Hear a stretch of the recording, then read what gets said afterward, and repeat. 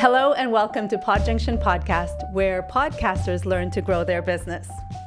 I'm Sadaf and beside me is the magnificent Matt Edmondson. Do you want to say something? I was just asking, is that new? Is that your new tagline? Yes, that's my new tagline. Very good. And one more time. A show where podcasters learn to grow their business. Right. Does that work? You're in charge. I think it works. So why have we tweaked it? Because I felt like there was too much podcasting for podcasters for Podjunction podcast. It's just too much. So I'm trying to simplify things. Was it a bit of a tongue tease? It was. Okay, yeah. So we've simplified the introductory tagline. Yes. What was the old one? A podcast for podcasters who are podcasting for business? I don't know. Let's go with that. I felt like I was making it up every time. You and me both, to be fair. Anyway, very warm welcome to you. It's great to be here. It's great to be back. It is. I say it's great to be back. If you're listening to the podcast, there will be absolutely no difference whatsoever because it's just a weekly show. But it's been a few weeks since we've recorded one because I disappeared for August. You did. Sorry about that. That's fine by me. So, yeah, I was very grateful. Is that what you're trying to say? No. I was very grateful you disappeared for the whole of summer, Matthew.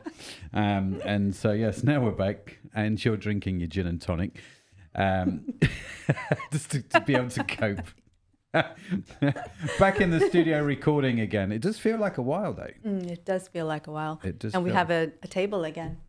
We do. We've changed things around in the studio a little bit for other podcasts that we have. But it works for what we're doing here as well. Yeah. It really does. Although you need to bring that microphone close to your mouth as always. Yes, as always. It's the technique that you've got down to a fine art. Yes. Anyway, welcome to the show. It's great to be with you. So we just love chatting about podcasting as well as what we've done for our summer holidays. But what have you done for your summer holiday?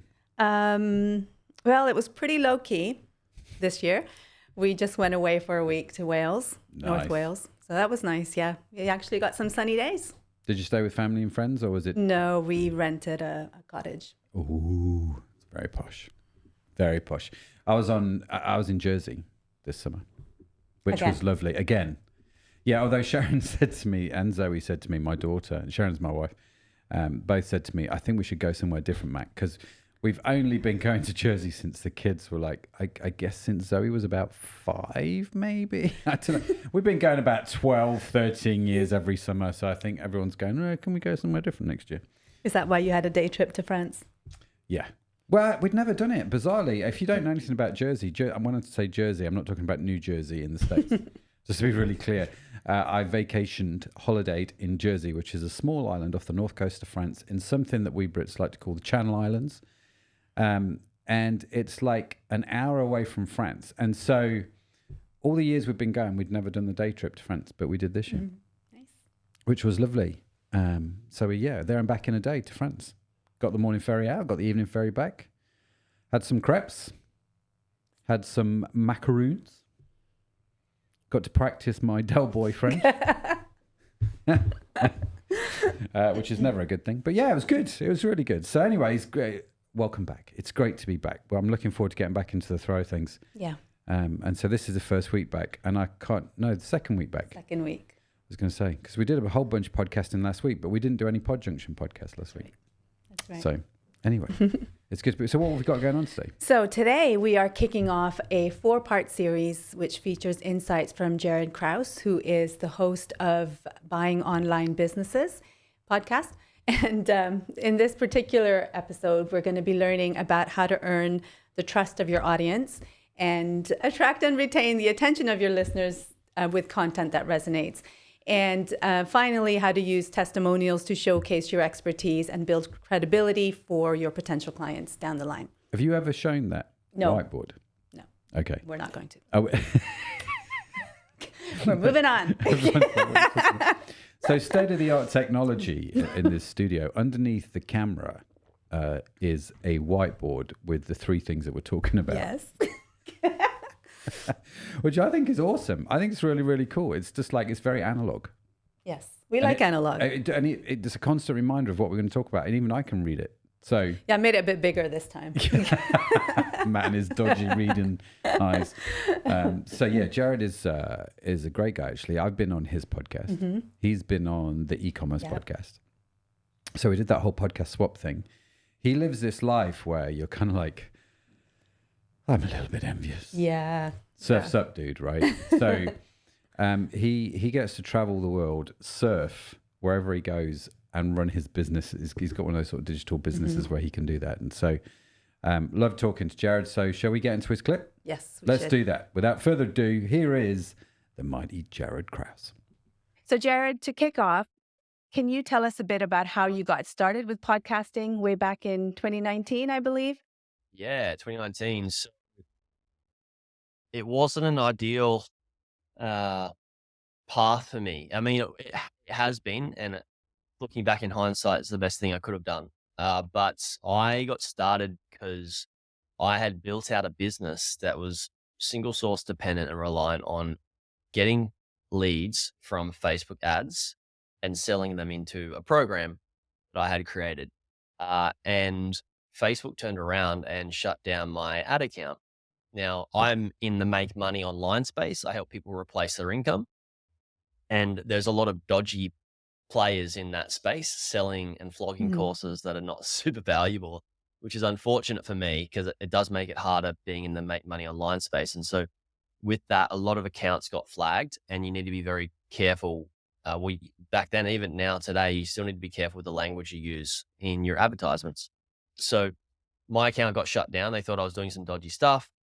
And I eventually got it back on. But when it turned back on, I wasn't getting as many leads. My marketing efforts weren't working as well. My campaigns weren't for the same types of campaign, maybe even not better. And I realized that I was going out, and my goal, I don't know if you'd heard of this, but I'll explain that what I learned in this book called Your Life, Your Legacy. And what I learned is that if my goal was money, and if as an example, if my goal is to catch butterflies, I could go out the butterfly net and go around and catch butterflies. Or what I could do is I could build a garden where all the birds, the bees, the flora and the fauna would attract all the birds and the bees and the butterflies to me. And so I was going out in Facebook Marketplace with a butterfly net, trying to catch all of these leads and make a bunch of money by catching them. Now, I wanted to build out something that was far more organic and people could come to me and make the decision without me manipulating their decision. They could come and test the flavor, see if they liked what I talked about and, slowly warm up to maybe trusting me. And if they didn't, they could move on. If they did, they can move forwards with working with me. And that's what I decided to do, is create that podcast where I could create long form content that people could sit down and listen to me without me having to, push them across the line with a sales call with only 1 hour of listening to me or speaking to me, versus they can have hundreds of hours now of testing my value. Yeah. And so, it's just a far better approach to have somebody buy into your business and your brand versus you trying to sell it to them too hard. Yeah, I really like how you said it. It's like testing your value. That is such a good point, because they can access all your podcasts and just see how you engage and how you work through things. That's good. So what inspired you then to start a podcast specifically about buying and acquiring online businesses? So my course was the Buying Online Businesses course, and it's the first ever Buying Online Businesses course. And I was teaching people to acquire businesses so they could replace their income. So what I just started doing was talking about the challenges of buying a business, how to find them, how to acquire them, how to do your research, due diligence, negotiate, make offers, close the deal, and then grow them. So I talked initially with my business partner at the start. I'd bought multiple businesses. He'd bought some businesses, and we just discussed that at the start. And then I started bringing on other people that were guests that were in the business of buying and selling businesses. So talking about business brokers, talking about then bring on my clients that had worked with me to acquire a business. We talked about their challenges, the process, what they went through, talked about the business they bought, and they share their experience with my audience. And that was very valuable for the audience to sort of see, okay, Jaryd's like, these are the people that Jaryd's helping with, and they get to have a discussion with them. I used to have people say, hey, Jaryd, can I speak to your clients that have bought businesses to see what, you know, what it's like, what their experience has been like, and see if I want to work with you. And I'm not going to make my clients sell other clients to come and work with me.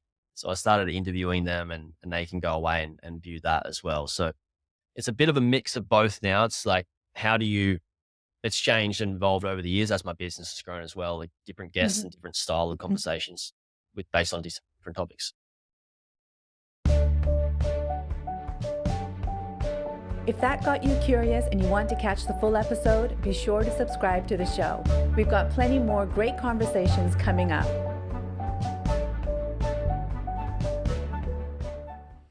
Welcome back. A short clip there from Jaryd. And we're going to go into, because they're written on the whiteboard in front of us, those 3 points. I was taking notes, and I'm thinking, actually, all the notes I'm taking, is basically what you said on that whiteboard. So I don't know if I need to take notes. Maybe. Who knows? Who knows? Can I just say, before we go into the conversation, we've done a slight upgrade to the studio here. So if you're watching the video, you will notice if I do this, and then if I do this. Oh, yes. We are now a multi-camera angled podcast. You know what? All the time. What episode are we on Podjunction? 39. 30? No. Yes. Stone the crows. So for the past 38 episodes, we've just been recording the podcast in the studio, the same studio that we're in now, with just one camera, despite having 3 cameras in the studio. It's taken us 39 episodes to go, you know what? We should totally use all the cameras. And that's the only reason I thought of that was because we're doing it with another podcast. And I thought, well, I just can't be bothered to take it all down. So I'm just going to leave it all here like this. I like it. Yeah? Yeah. Do you think we'll see what it'll be like in production, but for now it's good. It all depends on how well I can switch, because we're doing it on the fly to save on the editing. Well, I'm doing it on the fly. You're not. I'm just. Yeah. You're just making sure the show flows. That's right. Anyway. Okay. Should we jump into it? Yes, we should. Okay. What should we go for first? Let's go with the first one. So the first part was how to earn the trust of your audience. So what do you think? I thought that the way Jaryd talked about this, I thought was really great language. He used this phrase so they could get a flavor, right? So it's important context, I think, because Jaryd was selling online courses, wasn't he? Yeah. And online courses, I think, they've gone through some interesting seasons, right? In terms of how you sell them, how you get people interested in them. And you used to be able to sell courses quite easily for a couple of grand. It's not so straightforward these days. So what he's done with the podcast, which I think is quite clever, because he intentionally set out to do it. We did it unintentionally, which is not clever. That's just lucky. But the way he's done it is in the sense that to get people into my content, to get them, simple things like, do you even like my voice, right? Do you like how we present stuff? Do you like how we talk about certain things? Because if you do, then they're more likely to buy your course. Do you see what I mean? And so that idea of giving flavor, and also I know Jaryd does this, not just because I've been on his show. I want to point that out, right? But giving away high value content. And so he gives away high value content. And what that then does is you earn the trust of your audience, the first thing that you talked about, because the audience is listening to you. They figure out whether they like you. Know, like, and trust, right? Yeah. They get to know you, they get to like you, and they get to trust you, to quote Zig Ziglar. And you're building those 3 things. And you're doing that with a podcast. And he's delivering high-value content by getting great guests onto the show. And so it's a very easy thing for him to do. It's like a quick win type thing. Yeah. And I think that does earn the trust of your audience. So yeah, I thought it was a very good point, and actually one of the I suppose, the hidden benefits of podcasting, isn't it? What do you think? So I thought that it was really good. Oh, thanks, Matt. Talk into the microphone, not over here. All right. Okay. So consistently showing up for as a host or even as creating the podcast is really important. Also to earn the trust of your audience, because they have, like, every time you're showing up, you're giving them an opportunity to get to know you and to get to know your content and the way you tick and how you engage and how you help. And so all of those things are just multiple touch points for them, which goes a long ways. Yeah. And if you're only doing it every so often or not at all because it's too much, then because that consistency isn't part of the play, I think you lose the trust of your audience too, because they don't know what to expect. Yeah. That's a really key point, actually. Consistency is a great way to build trust, isn't it? So how to earn the trust of your audience, the know, like, and trust factor. Just get on the radio, start talking, deliver high value content, do it on a regular basis. Bish, bash, bosh. We should write that as a book. You could read it in 30 seconds flat. Bish, bash, bosh could be the ending. Bosh. Yeah. Well, that's the title of the book. Bish, bash, bosh. Oh, brilliant. So what was point number 2? So attracting and retaining the attention of your listeners with content that resonates. So you struggled with that in the introduction. I did. Yes, I did. Which is ironic. How to attract and retain the attention of your listeners. Know what it is you're talking about, guys. because they all switched off. Sorry about that. But he was talking about creating long form content, wasn't he? Yeah. And then he was saying you've got hundreds, or his potential clients have hundreds of hours of content to figure out whether they think he's got value in what he's saying. But he also talked about attracting butterflies rather than going after them with nets. So I thought that was quite interesting too. Kind of goes between getting the trust of your audience, because are they going to find content that is valuable to them? Plus also with retaining the attention of his listeners by addressing pain points that they've got so that they feel heard and understood is important. Yeah, it's so true. I like that. I like the attracting butterflies analogy. It reminded, there's a scene in a movie where he teaches the kid how to attract butterflies, and it will come back to me which movie it is, but that's the scene playing in my head right now. And my head's a very weird place. I get it, but it's just a really interesting analogy, isn't it? And the idea of long form content. The thing where I've seen this fail, fail's a wrong word. The thing I think where I've seen this be a little bit more tricky than I first thought was actually you can deliver so much high value content that there is no need for people to pay you for the other content. Does that make sense? Yeah. And so I think this is important if you're creating courses, because ultimately with a course, the course has to be the next level, right? So if you're delivering really super high value content, and this is not me saying your podcast should be rubbish, because that defeats the whole object anyway, right? But if you're delivering super high value content, I think sometimes people think to themselves, well, I don't need to buy the course because I'm getting everything I'm getting everything here. And so I think the course, if you're doing the digital information stuff, you then have to differentiate it well. So I was talking to a guy this morning. He's developing a high value course, going to sell it for about $3,000. And we were talking about the content and all that, his whole strategy behind it. And I just thought, actually, I think your course needs to be more than a course. It needs to have a bit of you in it, like some personality. Well, not just the personality, but just like, can you turn up every Tuesday night at 6 o'clock and do like a Q&A? Can you, what can you do? Can the course be like a 90-day challenge rather than this open-ended thing that you never are going to complete? And so I think there are problems with courses, but I do think if you sell courses, having a podcast is a great way for people to get to know, like, and trust you. There's just this sort of fine line you have to walk between the content you give for free and the content you try and pay for. Does that make sense? Yeah, it does make sense. I think Amy Porterfield does it very well. Yeah. If you want to see a good example of this, Amy Porterfield, I can't remember, marketing Made Easy. I think that's her podcast. Yeah, sounds right. Yeah. Mm-hmm. I'm thinking Been a Spa while. Marketing Made Easy, but that's Daniela Werner, who's been on the podcast, on this podcast. It's not her. Yeah, that's right. I think it's Marketing Made Easy, Amy Porterfield, but I think she walks that tightrope quite well. Does that make sense? Yeah, it does. Cool. So yeah, how to attract and retain the attention of your listeners with content that resonates. Such an important thing. Mm-hmm. Because if it's like with this podcast, if it was boring or it didn't resonate or you couldn't pronounce, what it is people are going to learn at the start of a podcast. That is true. People might just switch off. Yeah. Do you know what I mean?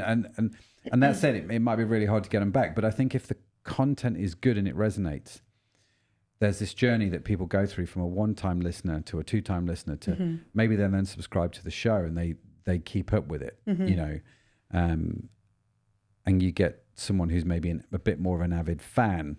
Like there are some podcasts I listen to maybe every third episode or something like that. Yeah. I'm subscribed to the show, but I don't listen to every episode. But then there are some people who are just stark raving fans of your content, always sharing it out and all that sort of stuff. Yeah. Yeah, and it's because they're getting something out of it, right? Yeah. There's some kind of pain point or some need that is being filled by listening to that content that's helpful to them. Yeah. So I guess maybe it comes back to really understanding your audience and being able to deliver content that's going to resonate. That's a mic drop moment, ladies and gentlemen, right there. Understand your audience, deliver content that's going to resonate. If I had a microphone that wasn't plugged in, I could drop it. I can't. These are on boom arms. I just can't drop. And I'm not going to do very expensive microphones. I'm not going to do that. Anyway, that's a good point. Know your audience, and know what their pain points are, and know how you can help them. And I think if you can do that, you're always going to have content that resonates. Yeah. Yeah. Totally. Number 3. Do you want to take it? Do you want to start?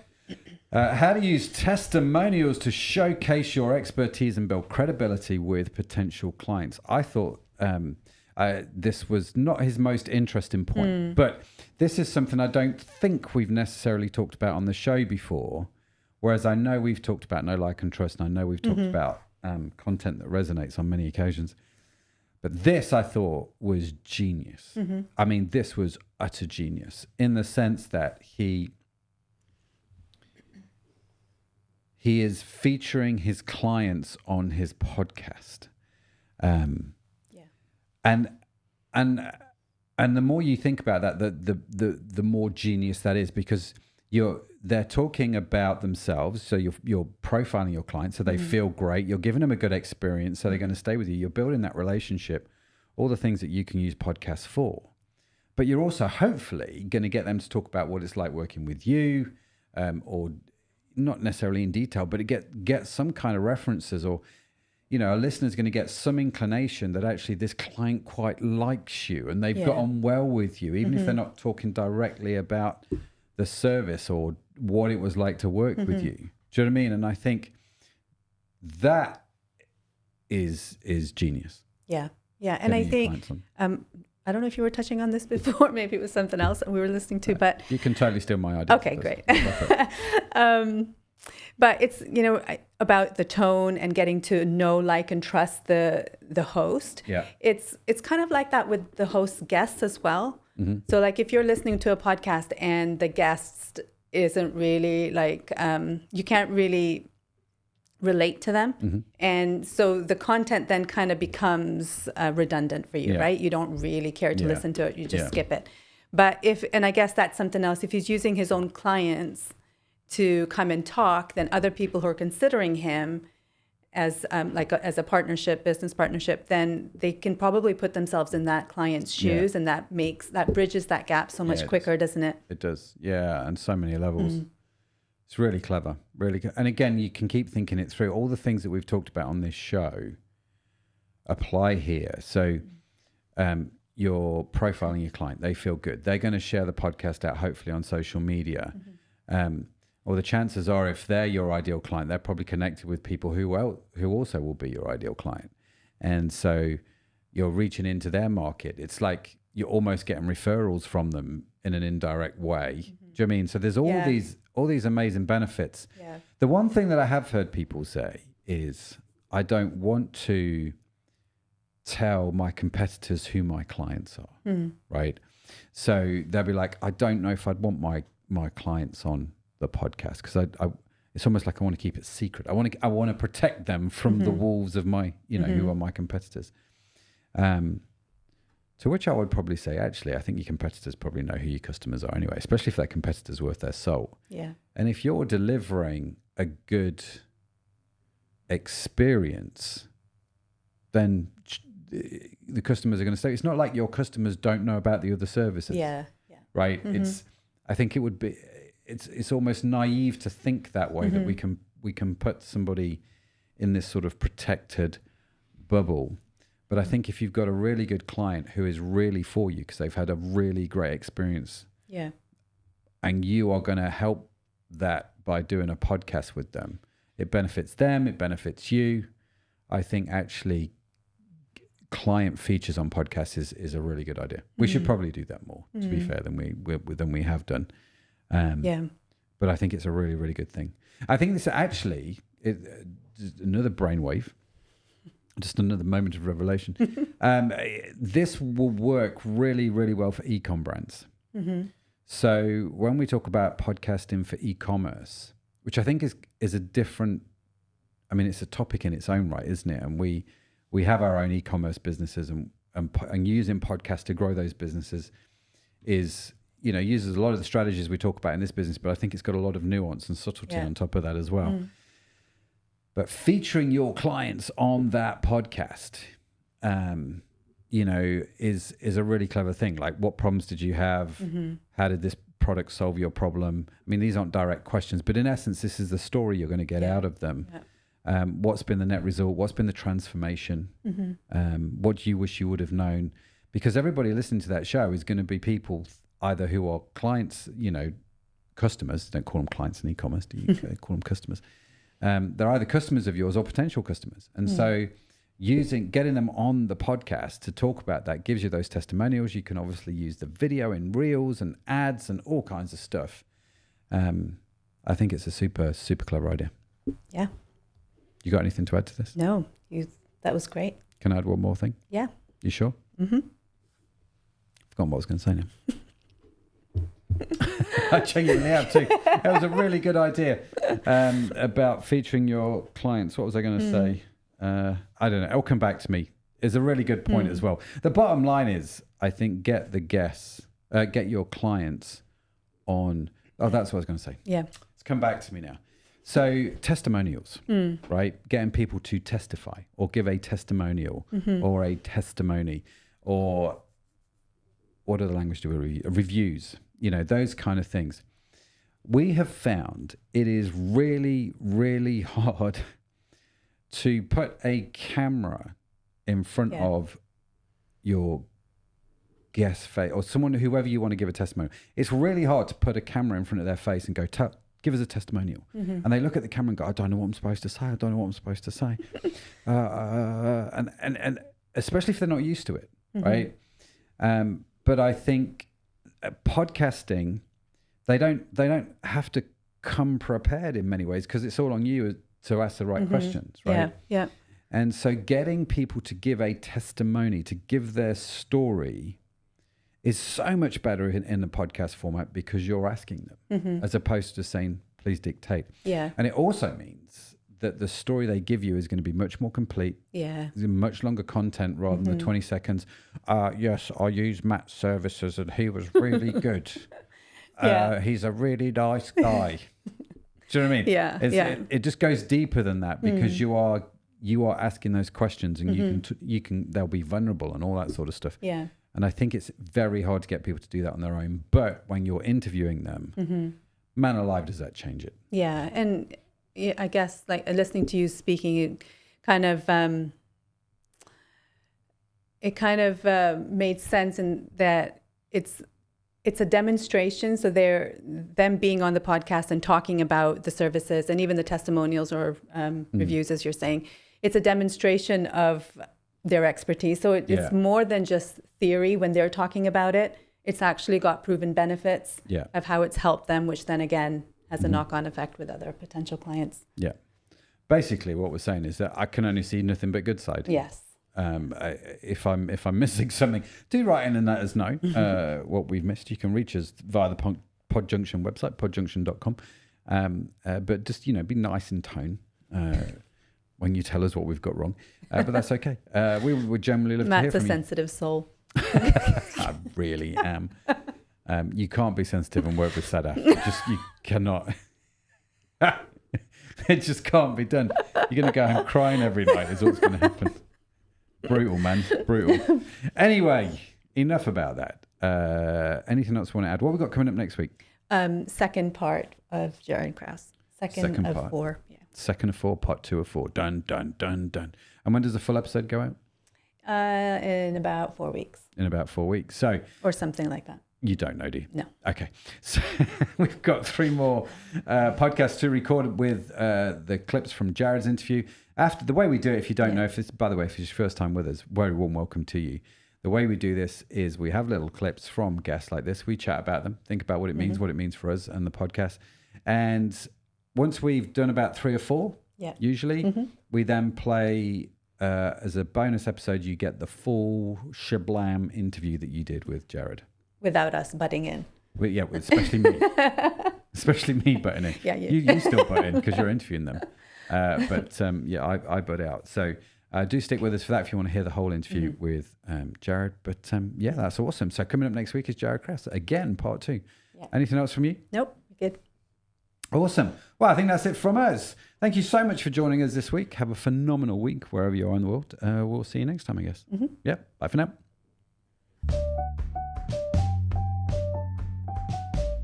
And that brings us to the end of today's episode at Podjunction.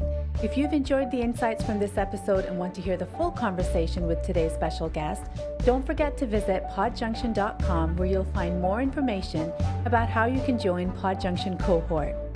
Whether you listened while on the go or in a quiet moment, thank you for letting us be a part of your day. Remember, every episode is a chance to gain insights and to transform your business with podcasting. So keep on tuning in, keep on learning, and until next time, happy podcasting.